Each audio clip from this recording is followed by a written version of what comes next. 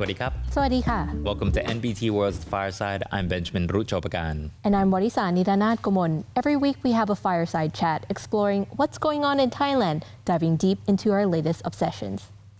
So this episode is going to be all about EVs. You know, we've heard so much about them and we've heard about Thailand's role in EVs, and I feel like there's a lot to unpack here in this episode and a lot to be excited for, but at the same time cautious, you know. I mean, I feel like when you've been driving around Bangkok lately, you've probably noticed that the number of electric cars on the road has grown like crazy. There's all these new brands, and it's not just, you know, the Teslas anymore. You've seen the BYDs, you've seen the MGs. You know, there's a growing list of brands, both traditional and new, that are entering the EV sector. And that's not really been by accident either, because over the past few years, Thailand has been positioning itself as a manufacturing hub for electric vehicles in Southeast Asia. I think it's a wonderful ambition. I think it is a huge ambition as well, though. So, I mean, have you noticed how many new EVs there are lately? Of course, I mean, in Bangkok traffic, when you just sit in traffic and you look around, you can see a lot of different brands. And, you know, in the past, you can tell, oh, that's a Toyota, that's whatever, right? But now there's so many new logos that I haven't recognized at all. And when I see those, I'm assuming that those are probably electric. I think so too. I mean, like every time I see a new brand, it has and how quiet it runs, that you know, it feels like, oh, we're moving towards a cleaner future. I feel like, oh, okay, so our issue with PM 2.5 might get better. So I feel very optimistic about the sector and about how maybe EVs can bring about, you know, a sort of Jetsons kind of era kind of future for us. Have you ever thought about getting an EV yourself? At the moment, I'm a little bit hesitant just because I'm so accustomed to the traditional gas type.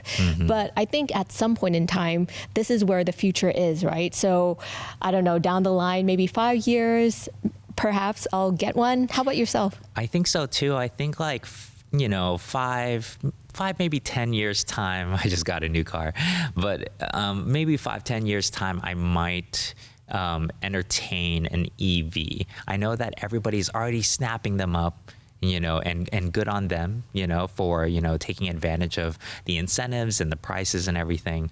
But for me, I think I want to see the technology get a little bit more settled. And you know what? We're going to go into a lot of some of the challenges and stuff that, you know, I want policymakers to overcome. I want the industry to mature into. But yes, there's a lot to be excited about as well. In this episode, we're going to cover the government's investment push, what's happening on the ground at manufacturing plants in the EEC, and then the honest part, the obstacles still slowing adoption down and why that matters for everyone thinking about their next purchase. That's right. So let's go ahead and start with the numbers because they are very substantial indeed. In early July, the Thailand Board of Investment, that's the BOI, announced that the country had secured over $4.1 billion. And that's roughly 137 billion baht here in Thailand in investment pledges across the EV supply chain. So that's not just the assembly of the cars themselves.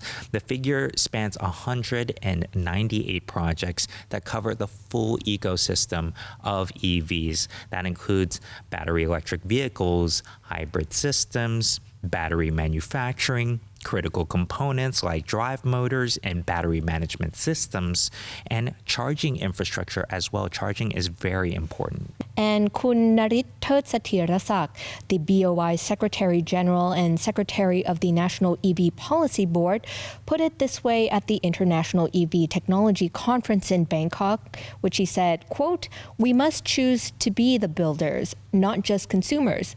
By supporting all technologies, including hybrid, plug-in hybrid, and battery electric, we allow legacy players and new entrants to invest and grow together, elevating Thai suppliers into the global value chain," end quote. Instead of betting everything on pure battery EVs, the policy framework backs hybrids and plug-in hybrids as well. So we know that with hybrids, that's sort of the first wave of electric vehicles where the ICE engine is also charging the battery so that sometimes the battery can take over, especially in bumper-to-bumper traffic. And plug-in hybrids is where it's really sort of the best of both worlds, perhaps also more complexity in the manufacturing, where you can plug in the car, you can charge the car, and you can fill up the gas tank, and you can swap between the two as you need. In 2025, this balanced approach appears to be working because electric vehicles have made up over 40% of new vehicle registrations in Thailand. That is incredible. So yes, you're not going to get 40% of the entire market of all of the cars on the road, but people are increasingly seeing that this is the future. This is where things are headed. 40% of new vehicles is an incredible metric to monitor here. Now, hybrids are leading at 21.8%, and battery EVs are close behind at 19.6%. Very neck and neck, actually. It's a 50-50%, So if charging stations are still catching up, does it make more sense to you, as the individual consumer, just speaking, from personal preference, does it make more sense to you to bet on a hybrid? I'm not sure because personally, I feel I would either go completely gas or completely electric. But in between, I don't know. I feel like then I have to take care of two systems, right? So I have to keep updating the digital part, but then I also have to, make sure of the motor, the gas component is still okay. So for me personally, I don't know about that. What about you? I totally get that. It feels like there's more that can go wrong as well with a hybrid, right? Maybe you have the versatility of a car that can go on either. It can go to a charging station. It can go to a regular gas station. So you feel like you have a lot of options. But like you said, there's more that can go wrong. Yeah. So that's definitely something to think about. Now let's go back here. So, where's that $4.1 billion actually landing? So battery EV production alone is drawing $1.18 billion across 18 projects, expected to bring domestic production capacity to more than 370,000 units a year. Now, hybrids and plug-in hybrids are also pulling in a combined $1.18 billion across 14 projects, largely from Japanese automakers building on their existing hybrid technology. Now, batteries and energy storage systems make up the biggest segment of these projects at $1 billion across 57 separate projects. So these aim to build out local battery cell and pack manufacturing. So Thailand isn't just assembling cars, it's also producing the components that go inside them.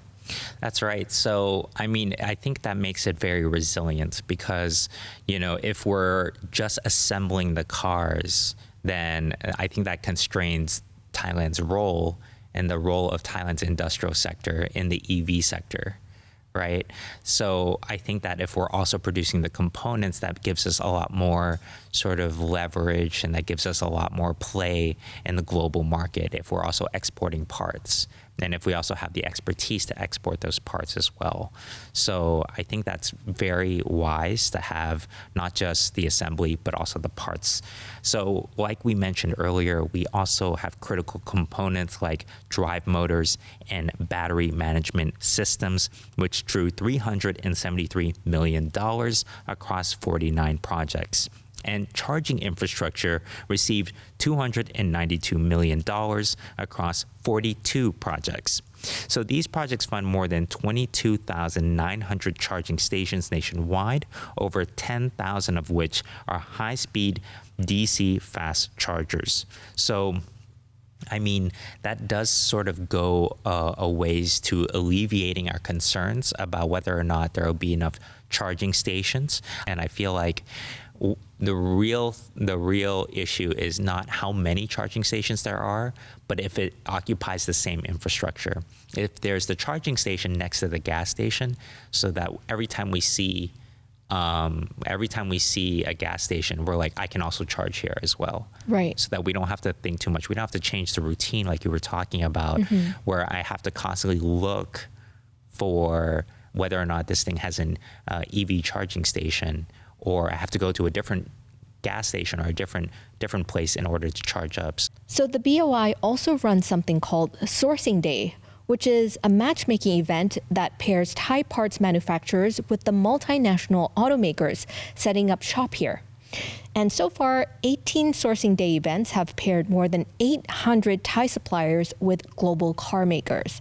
And as a result, they've successfully generated over 1,200 business matches and an estimated $1.79 billion in domestic procurement value. Now, it's not just about assembling foreign design EVs here. It's about building a homegrown supply chain that keeps more of that value inside the country. So yeah, I do think that it's very important to try to vertically integrate within the EV sector as much as possible. I mean, really, this applies to all industries. The more of the supply chain that you can occupy within the country, the less you're going to lose to margins of other suppliers.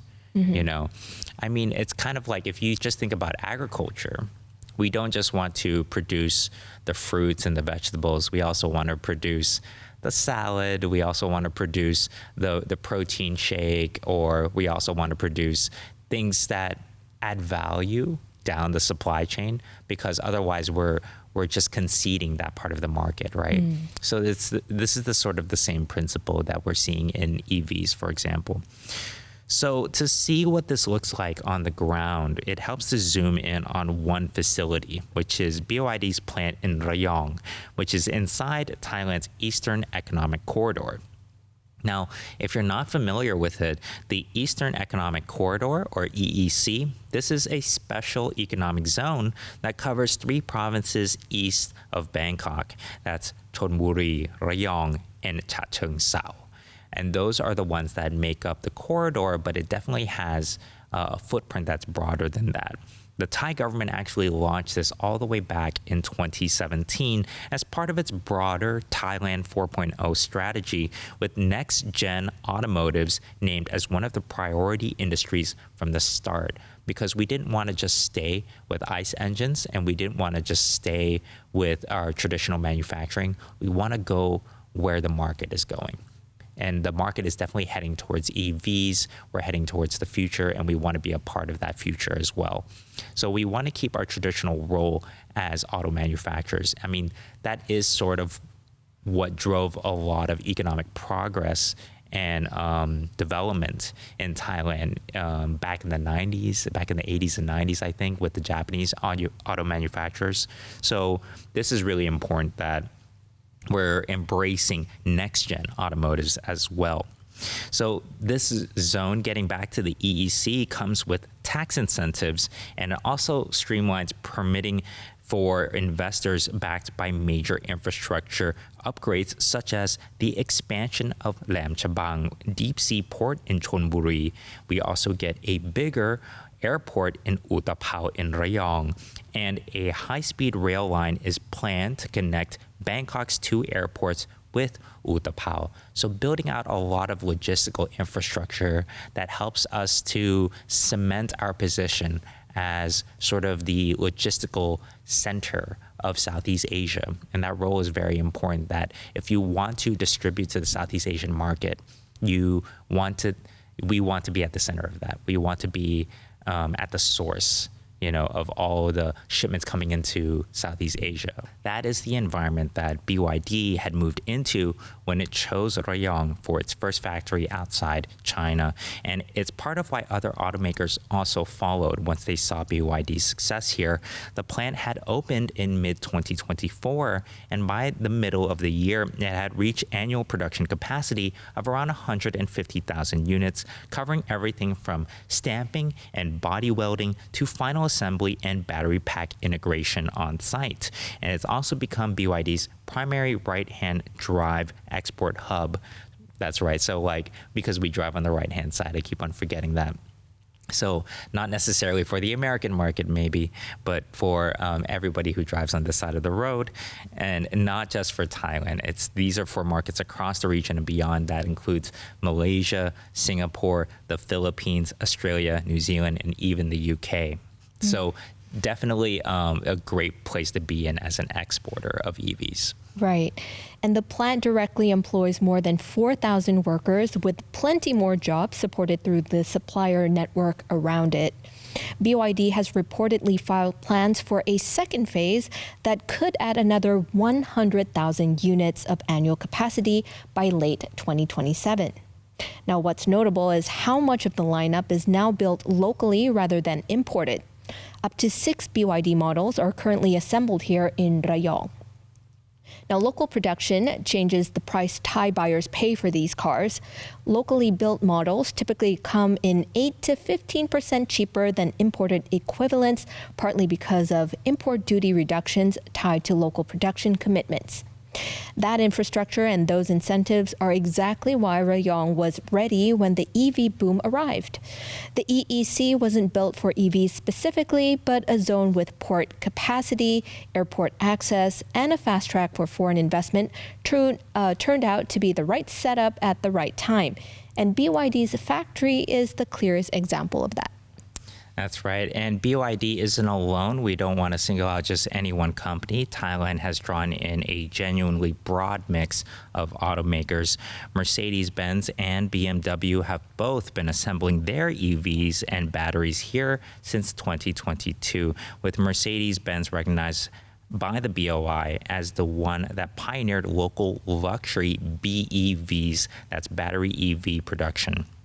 Then came a wave of Chinese manufacturers in 2024.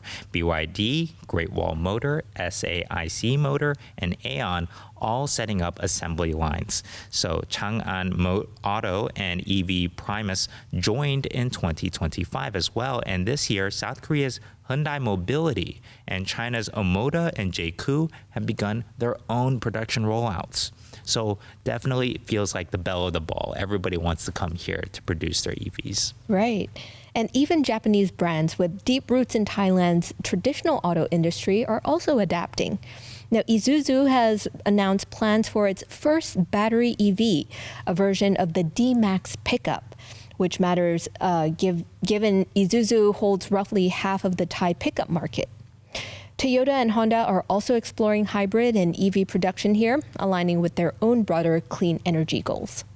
That's right. And BMW's story is a good example of how fast things have moved. Eric Rook, managing director of BMW Manufacturing Thailand, has said that even he was surprised by how quickly the market has developed here and that customers are marching in the direction of battery EVs. BMW's Rayong plant is unusual in that it produces both the cars and motorcycles on the same site. Well, that's kind of interesting. Maybe I definitely think like an electric motorcycle makes sense because it's way smaller, and also there's some of them that can hot swap the batteries as well. Yeah, so it's not only vehicle assembly either. Battery production is scaling up as well. Back in March 2024, Zvolt Energy Technology partnered with Thai energy company Banpu Next to begin producing EV battery packs locally. And on the component side, Shangan has partnered with Thai parts makers AAPICO High-Tech and Thai Summit Group on a procurement plan worth around 20 million baht, aimed at building up local EV supply chains rather than importing everything. All told, these manufacturing investments have created more than 16,000 local jobs so far. That's right. So Thailand has set a long-term target here as well, something called the 30 at 30 goal. This is where 30% of all vehicles manufactured in the country by 2030 being EVs across private cars, trucks, and buses. So trying to get all different kinds of autos, all different kinds of motor vehicles to be electric vehicles. Now, to put that growth into context, Thailand's EV sales jumped nearly eightfold in 2023 alone, reaching about 76,000 units and making up 12% of everything sold that year. So by the first quarter of 2024, EVs had already grown to a 14% of market share, which is a pace that few other markets in the region have matched, actually. Now, however, it's worth being honest about where the friction still is, because the industrial side of the story and the everyday consumer side aren't always moving at the same pace. So the clearest one is charging infrastructures. So even with over 22,900 stations funded and more than 10,000 fast chargers in that pipeline, a lot of that build out is still catching up to demand, especially outside Bangkok and the major tourist provinces. As one industry piece put it, the future of electric mobility won't be decided only by how many EVs hit the road, but by how well charging systems can keep up with them. And that gap shows up as something drivers actually feel: range anxiety. And if you're not confident you'll find a fast charger on a longer trip upcountry, that hesitation alone can be enough to keep someone in gas or hybrid car for another few years. Yeah, I think we talked about that range anxiety, didn't we? We talked about how difficult it is to feel like you have enough in the tank or in the battery, so to speak. And then there's also the question of the resale value. Now, EVs are still new enough in Thailand that the used market hasn't fully matured. Buyers don't always have the clearest sense of how EV batteries will hold up after 5 to 6 years, or what it'll be worth when they go to sell it. That uncertainty tends to weigh on buying decisions more than the actual sticker price. Then there's also the issue of familiarity. For most Thai households, a car is one of the largest purchases they'll make next to a home, perhaps. Switching to a new type of vehicle with a different maintenance model and a different fueling routine is a bigger ask than it might seem from the outside. And none of this means that the momentum isn't real, because we've definitely seen a lot of EVs like we talked about in Bangkok.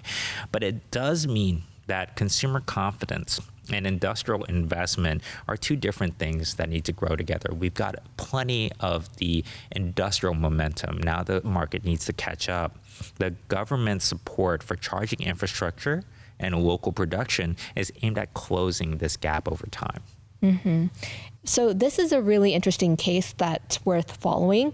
So Thailand's consumer watchdog, the Office of the Consumer Protection Board, or OCPB, has been forced to intervene in the case of Volvo EX30 after one caught fire while charging at home on May 15th this year. Now, the inquiry has revealed that the issue affected more than 1,600 vehicles in Thailand, which are now subject to a battery recall and replacement. Volvo Car Thailand Company Limited had previously instructed owners to temporarily limit charging to 70%, citing the risk of battery overheating, and suspended EX30's sales. Now, however, 45 consumers had already filed complaints with the OCPB and had not yet received replacement batteries when the fire occurred. The consumer watchdog considers the 70% charging restriction insufficient and is reviewing stronger consumer protection measures. After failing to reach an agreement, the OCPB has approved the filing of a civil suit against Volvo Car Thailand and its repair and maintenance unit, Scandinavian Auto Company Limited, over the issue.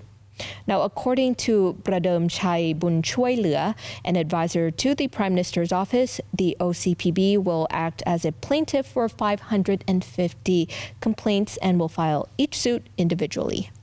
I mean, I'm glad that the OCPB here is here to step in, because not everybody has the funds to take this to court, and it's really important that people feel confident that if they purchase an EV and there's something defective or faulty, that they aren't going to be left out in the cold. They're not going to be left shortchanged by the whole experience. And so it's good to see some consumer protection in this space so that we can feel more confident about purchasing an EV, so we feel protected if something goes wrong.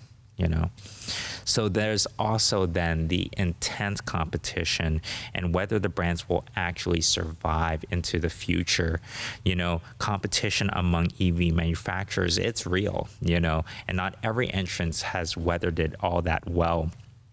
Chinese EV startup Natty Auto, for example, is a really good case to cite here because its Thailand operations had expanded really fast, but by 2025, the company faced a bankruptcy review in China with debts toppling $20 million, more than 400 outstanding legal disputes, and monthly sales that had collapsed from over 150,000 units in a strong year down to just 100.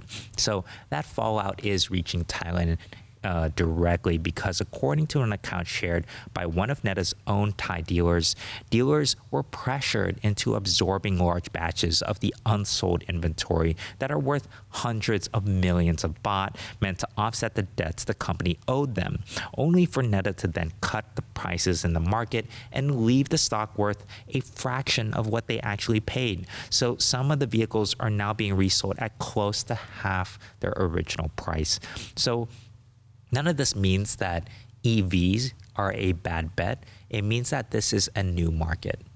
And because it's a new market, we have to do our due diligence. We have to check the manufacturer's financial footing. We have to check the local dealer network, not just the spec sheet of the car itself before buying, because the car is not just a product you can just throw away. It's a product you have to maintain, and with any luck, it lasts decades. Mm-hmm.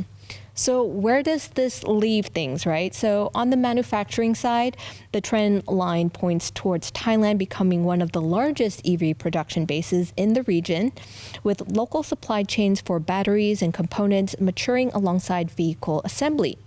On the consumer side, the story is a little bit more gradual. Charging infrastructure keeps expanding, prices on locally built models keep coming down, and as more EVs age into the used market, buyers will get a clear picture of the long-term value.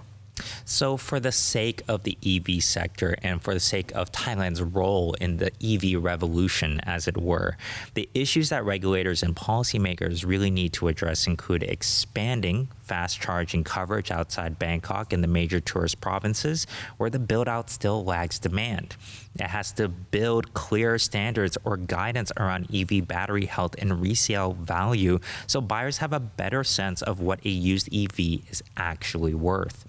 Supporting after sales and service networks as more brands enter the market so buyers have confidence a manufacturer will be around for the long haul.